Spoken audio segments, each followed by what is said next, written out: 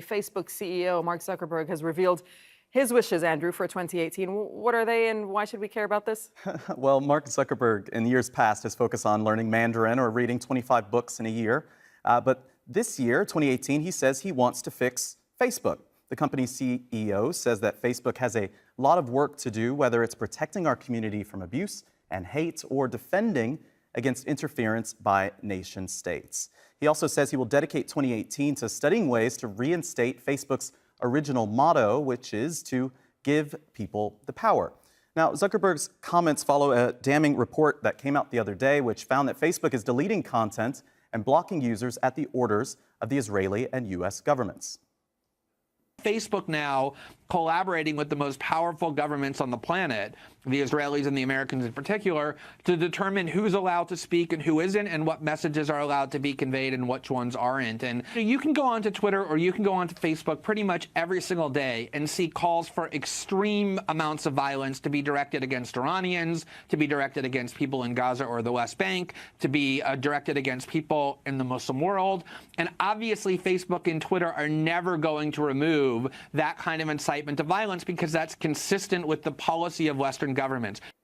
Now, for many Palestinians, this is just confirmation that they are, in fact, being targeted on social media. In 2016, the Israeli government even signed a deal with Facebook to tackle what it calls incitement online. And since then, over 400 Palestinians have been put behind bars under that offense. That's according to the Palestine Prisoners Center for Studies.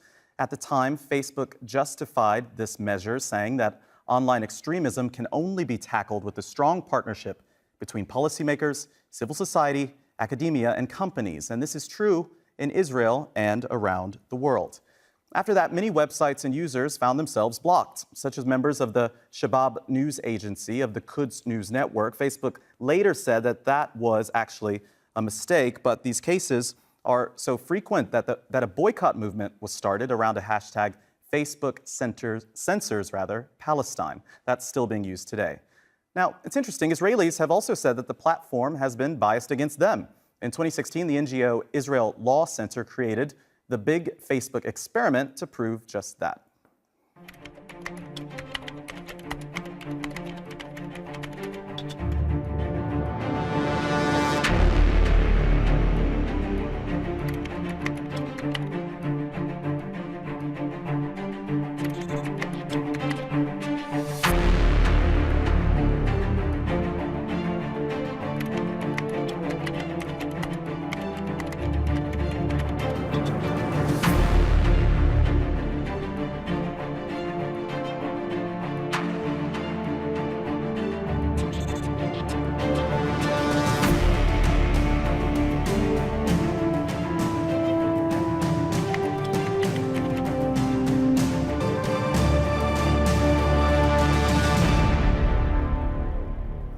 Now, Facebook hasn't responded to Al Jazeera's request for comment on this story, but a representative told The Guardian newspaper that the company will continue to work with appropriate government authorities to ensure we meet our legal obligations and to explore options for complying with the law in a way that maximizes free expression on our platform and keeps people safe.